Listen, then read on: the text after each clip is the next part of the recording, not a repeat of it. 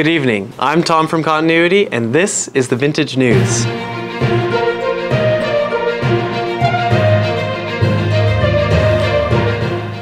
Today we bring you a special episode. Members of the vintage community clamor to get inside a Raghouse, which is like a giant warehouse full of used clothing. The people who do get into these locations are very secretive about it and don't want to give up too much info. This makes the allure of these places even stronger. Through some inside connections, we were actually able to go inside one of the Raghouses, pick through a few of the items, and interview the owner to see what's going on. Here with the special report is Tom Hoover. Hey Tom. Behind me is a giant mountain of clothes, and we are in what most people would refer to as a Raghouse. Now, the owner of the Raghouse has allowed us exclusive privilege to film inside, but only particular things. They've also allowed us to pick through one unsorted bale of clothing. Now, let's get to picking and see what we can find.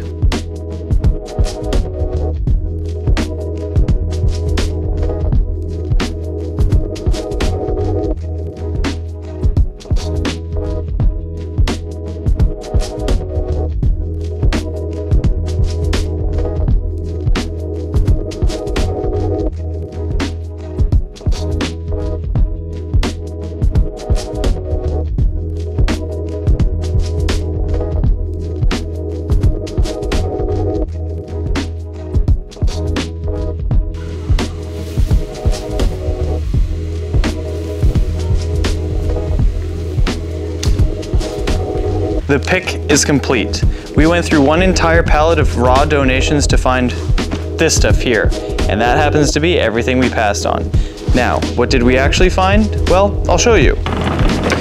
Inside this rolling bin was all of our picks from today, and we can tell you with a surety that we did not find one vintage piece. The best thing today was a North Face shell jacket, the best thing. Now, we want to get to the bottom of this. Where'd they put all the good stuff? Why can't I find any vintage? And why did I have to dig through a bunch of piss-soaked rags in order to find a North Face jacket? Let's find out. We are here with Raghouse owner Andrew Ditschun. Andrew, thanks for coming here with us. Well, thanks for joining me at the Raghouse. Oh, it was our pleasure. We love going through the piss-soaked sheets. It's a great time. Yeah, sorry about that one today. It was a little messy, but you know that's what you get. You never know. Of course. So, Andrew, we kind of wanted to start off easy. We wanted to know, how did you get into the Raghouse business? Yeah, I'm third generation, I guess, Raghouser. My grandpa started doing it back in the 60s, 70s. My dad moved to Vancouver when he was 19, and he opened up the Vancouver location. So now I'm here taking over, and yeah, third generation carries on. That's amazing. Are there big differences between when your grandfather started it and what we're at today? For sure. Like with any business, you have to adapt and change, and you know, being entrepreneurs, all of us in our family, there's obviously changes you have to adapt to and grow and continue to strive forward and, you know, be the best you can be. 100%. Now, as I mentioned earlier, we busted a bale today. Yep. We didn't quite hit, but we were wondering, why'd you hide all the good stuff from us? I wish I knew, like, where the good stuff are. You know, it's a small sample, you know, having people come in to look for those goodies. It's a small sample of what the entire business holds. You're not guaranteed anything. You know, coming in, you're spending a lot of money to come in, risking money for a potential come up on that Grail tee or those mid t-shirts that you sell for $40 that pay the bills, right? It's hit or miss. Absolutely. Now, you mentioned coming in and spending money. I think what a lot of our viewers want to know is, how do you get into a Raghouse?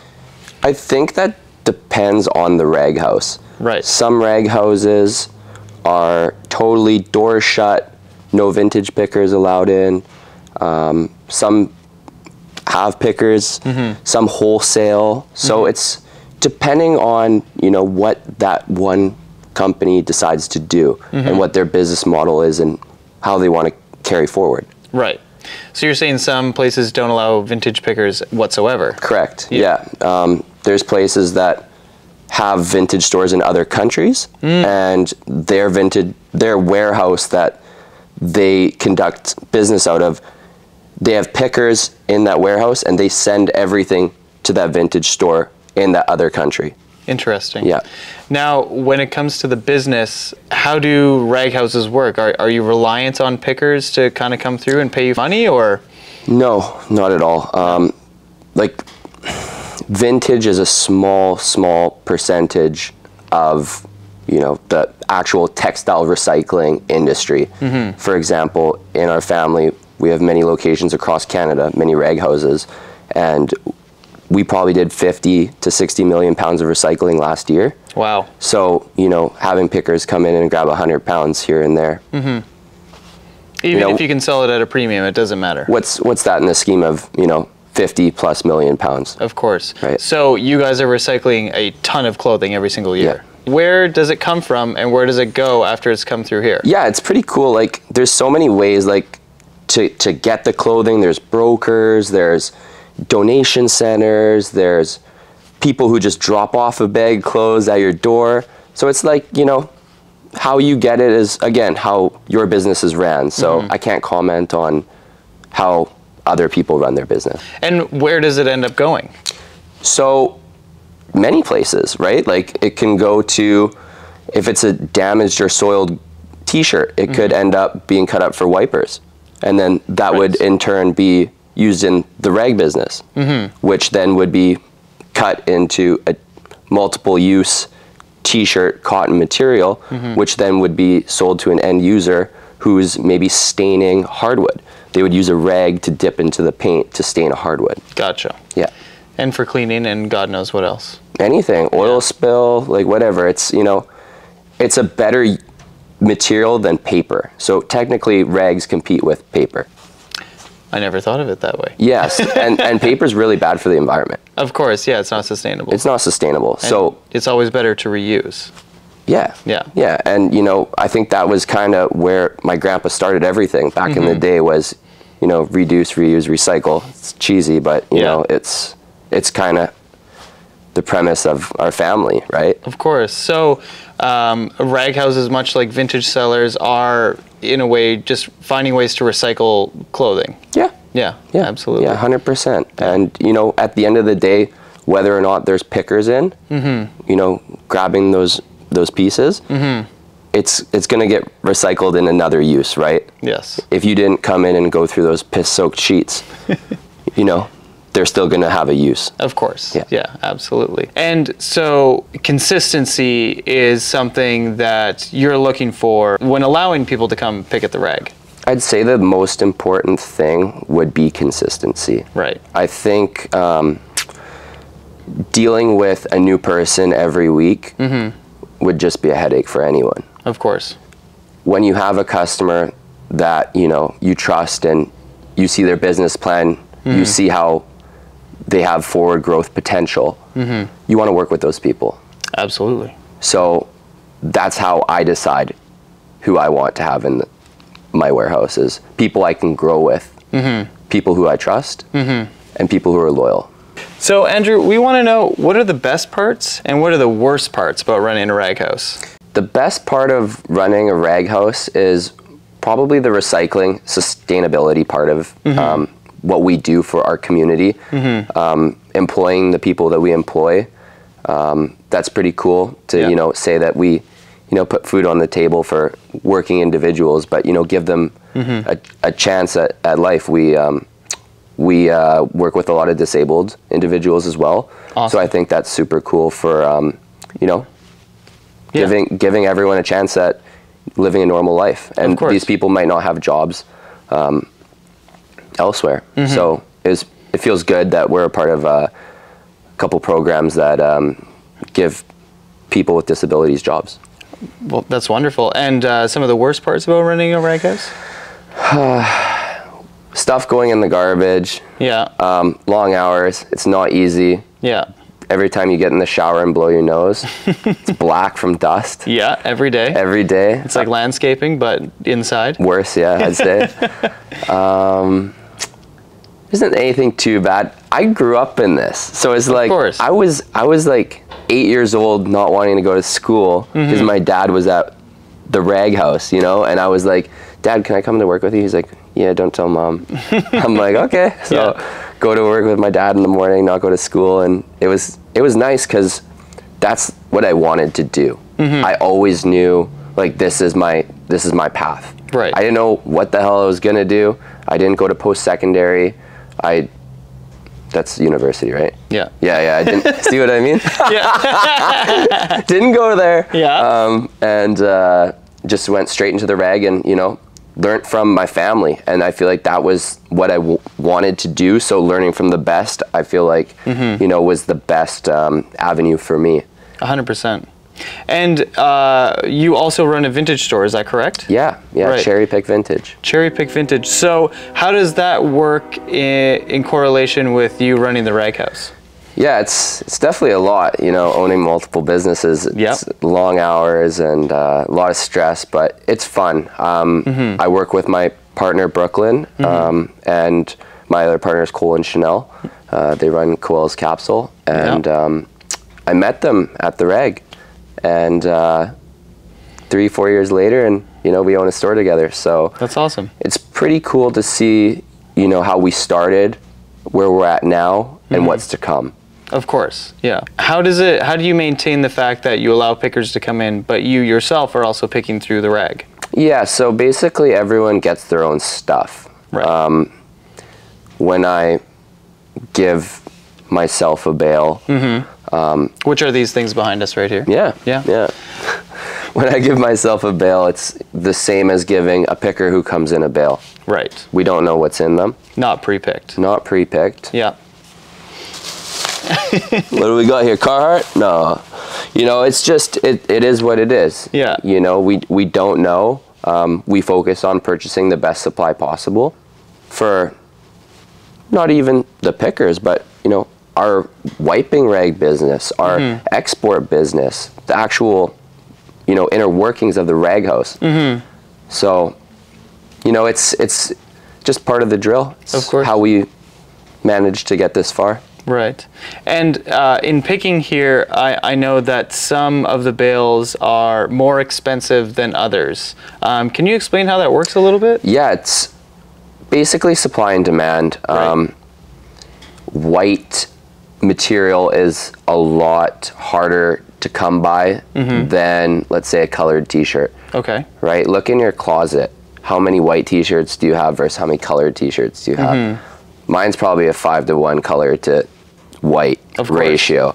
So when we get donations and the natural cycle of clothing, we get a lot more colored items than white. Interesting. So that has an effect on, you know, people picking certain items here. Like I said, availability really drives the price up. I don't even know why people like white so much. It's always stained. It's OxyClean is a godsend in that regard. 100%, brother. Yeah. So we talked a little bit about other rag houses. Your family's rag house is about 12,000 square feet. Is that right? Yeah, about 15,000. About 15,000, Yeah. and the one we're in right now. Yes, this beautiful, beautiful warehouse. How does that look in terms of other rag houses? Are they all about this size, or? Man, Vancouver is expensive. Yeah. Yeah. So I think that has, you know, a big effect on things. There's some that are, you know, smaller. You know, Edmonton rent is half the price, quarter of the price compared to Vancouver, right? So that being said, Fresno, California, cheap rent.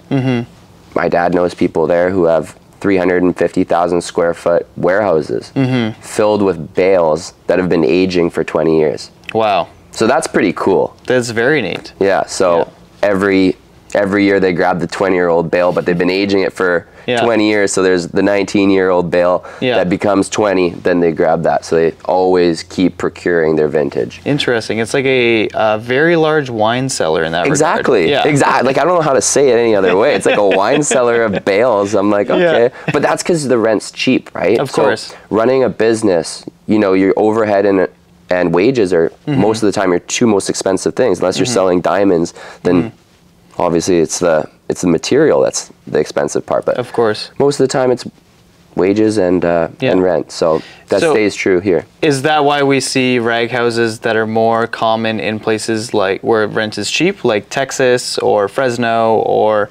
other smaller areas? Yeah, it's just, you know, like business in general, like just to touch on that, Texas, right? Cheap labor. Their minimum wage is, I think, $6, $7. Holy. And rent is super, super cheap. So yeah, opening up a Raghouse there would be great.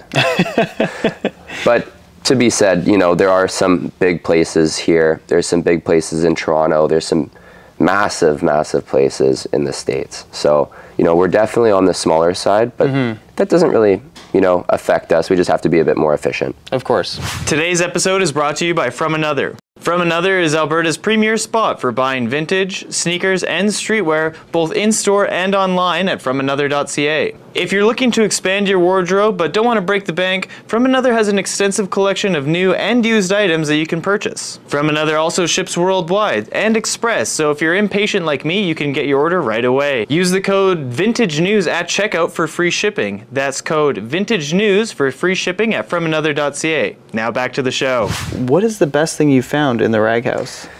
Honestly, I didn't find it. Okay. So that even irks me a little bit, but I was happy for my friend who did find it. It was probably a Mario Kart AOP. I heard he got offered like 7,000 US, like right that day when he posted it. Yeah. And he pulled it right in front of my eyes. Like I saw it happen. Right. Grabbed it, and I was like, oh my God. Yeah.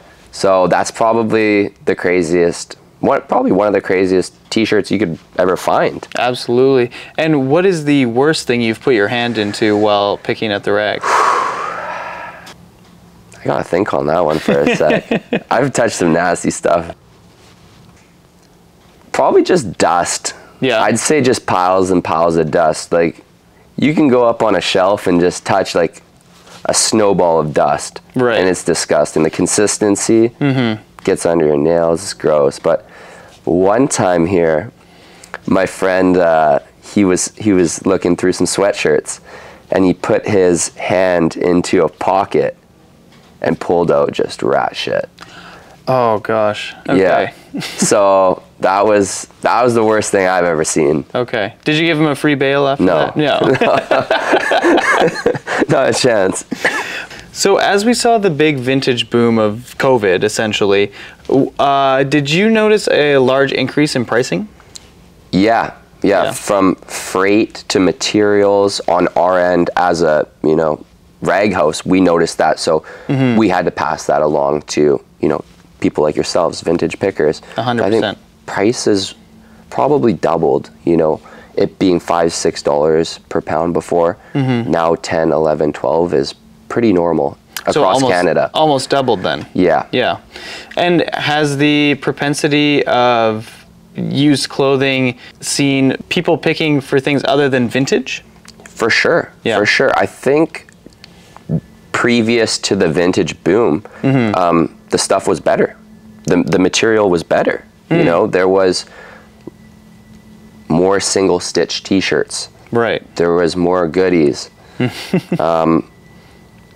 After it's been globalized now, vintage is an extremely fast growing community and business. It's becoming more scarce. Right. So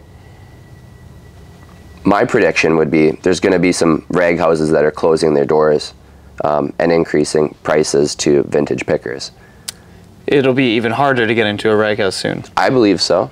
And have you spoken to anyone else who have used apps like Fleek or things like that to help wholesale clothing worldwide? I haven't spoken to anyone. I feel like other Raghouse owners are pretty like quiet with what they do and how they make their moves, and I don't think they would share that information with just anyone. I think, you know, if they are doing it, they could be doing it in silence. Interesting. Yeah. Is that why it's so hard to get into Raghouses, is because they're very secretive and hiding things from each other? For sure. Yeah. I think, like, you know, the broker you deal with, you know, where you get your stuff, how much your stuff weighs, what city is it from, those are all like super, super, you know, secretive informations that have been withheld basically to the only people that they allow in, which are their pickers. So I think it's pretty tight-lipped. No one really wants to say anything about anything, and lots of these people have been doing it a while. So they've come up with their formula, and they've stayed in business for a while. They've come up with their formula that makes them tick. Of course. So Raghouse owners aren't willing to let in just anyone. They need people they trust, so they don't blab to other Raghouse owners. I think that's along the right lines. I would say vintage not being any Raghouse's #1 gig also has an effect on that, because a Raghouse doesn't need vintage pickers. No, they're fine without people coming in to pick. They're fine without people coming in to pick. So that also has an effect, in my opinion. So you have people knocking at your door every day to get into the Raghouse. What's the craziest thing someone's tried to do to get inside your doors? Yeah, someone offered to give me like a year's deposit for picking. Which is approximately how much? Like 5, probably 6 figures. It's crazy. And you know, that's how competitive it is, and they needed material. That being said, consistency is so important. If you are going to have people in, you have to dedicate floor space, you have to dedicate areas, how your business is set up, how your warehouse is set up. So for me, consistency is the most important thing when, you know, having the opportunity to come pick. You have to kind of prove yourself that you can make it every Wednesday at 7 a.m. till 4 p.m. and you pick your allotted amount. Yes. And like we spoke on minimums, it's getting that certain amount to make it worth it for people to come in to your rag. Yeah, and you know, with the accessibility of old t-shirts and going down, I'd say it's important to diversify your portfolio as a picker. That's important to me as a Raghouse owner. You know, do you sell women's? Do you sell jeans? Do you sell mixed flannels? Like, I'm looking for someone who takes everything, who has an outlet for everything. Right. And that's, you know, why Brooklyn and I started Cherry Pick Vintage. It was a good outlet to give the community of Langley fair pricing on good vintage. Of course, yeah, good used stuff. Good used stuff, and it's, you know, nothing crazy. It's just cool graphics, cool pants. You know, we thought it was a good idea to, you know, give back. Of course. Yeah, that's awesome. Yeah. Andrew, we want you to look into the camera and tell us who your biggest enemy of a Raghouse owner is. Probably like Shein. I don't know if that's like, I don't know if, will I get canceled for calling them out or something? Shein? I don't know. I think you're good. Everyone talks shit about Shein. I don't know. I'd say them. Like, I see that shit all day, and that sucks, man. Yeah. It's just bad quality. Like, it's not even used for basically anything. It's like a one-use throwaway. I can say when picking today, I probably went through mostly women's and children's clothing. Is that about the majority of what you guys get in? Not at all. No. It's pretty cool picking here, being like a wiping rag facility and a sorting facility, because you get unlimited amounts of t-shirts if you want, sweatshirts if you want. Of course. And mixed stuff if you want. Andrew, thank you for speaking with us today. Let everyone know about Cherry Pick Vintage and what's going on in your life. Yeah, so basically we have 2 kind of selling accounts. We have The Room Vintage, which is our wholesale account. That's kind of like our inwards, the rag company for selling larger amounts, scheduling days for picking, and Cherry Pick Vintage is our retail-facing store, and it's located in Langley, BC. We have an online store, shopcherry.ca, ships worldwide, and yeah, check it out. Well, amazing, Andrew. Thank you so much. Thank you, Tom. Oh, wait. We got one more thing. Okay. Okay. Are we rolling? Yeah, cool. It's still rolling. Okay. Well, since I know you're from Calgary, I had a gift for you. Oh, no. I just wanted to say thank you for coming out, Tom. Oh, well, thank you for having us, Andrew. I wanted to say thank you for coming out. So, well, let's take a look. We'll show the camera first. There we go.